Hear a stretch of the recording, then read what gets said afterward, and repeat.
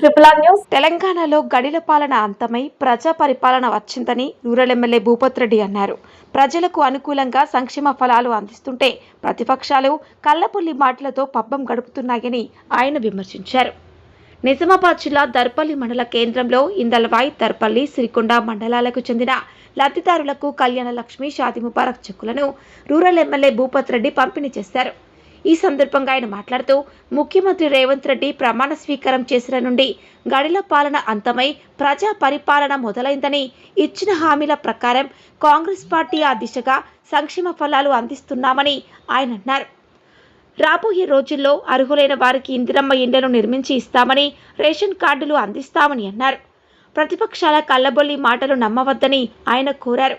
కార్యక్రమంలో మండల అధ్యక్షులు ఆర్మూర్ చిన్న బాలరాజు, జిల్లా అధికార ప్రతినిధి చెలిమెల నర్సయ్య, సొసైటీ చైర్మన్లు చిన్నారెడ్డి, వెంకంకారి జనార్దన్, మాజీ సర్పంచులు, ఉప సర్పంచులు, మాజీ ఎంపీటీసీలు నాయకులు మనోహర్ రెడ్డి, మిట్టాపల్లి గంగారెడ్డి, బొక్కల బాలయ్య, సుభాష్, అధికారులు, నాయకులు, కార్యకర్తలు పాల్గొన్నారు. Triple R news reporter Surender, మండలం దర్పల్లి, జిల్లా నిజామాబాద్.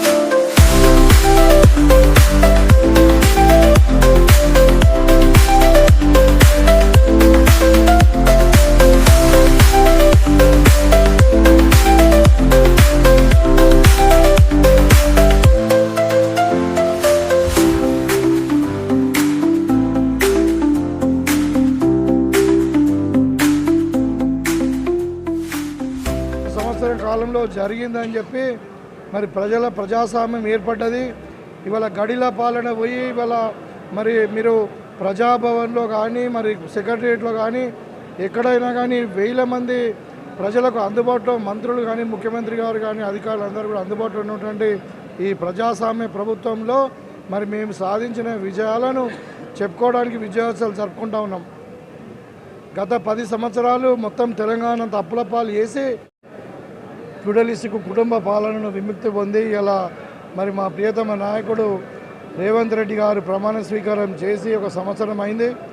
మరి ఈ వారం రోజుల పొడుగా విజయోత్సవ సభలు, ప్రజాపాలన విజయోత్సవం కింద మనం చేస్తున్నటువంటి కార్యక్రమాలు మేము గత సంవత్సరం నుండి ఏమైతే చేసినామో ఇవాళ రైతులకు 22 లక్షల మంది రైతులకు రుణమాఫీ కావచ్చు, రూపాయల బోనస్ ఇవ్వడమే కావచ్చు, మరి రాబోయే కాలంలో ఒక్కొక్క నియోజకవర్గానికి 3,500 నుండి 4,000 వరకు ఇందిరమ్మ ఇండ్లే కావచ్చు.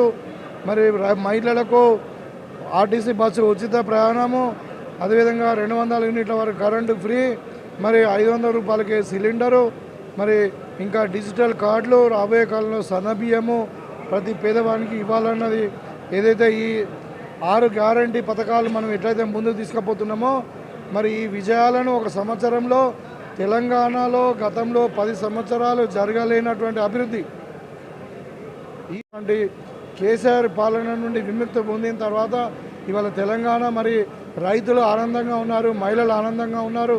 మనం ఒకవైపు జాబ్ క్యాలెండర్ రిలీజ్ చేసుకొని 60,000 మంది యువకులకు ఉద్యోగాలు ఇచ్చాం. యువకులు కూడా ఆనందంగా ఉన్నారు.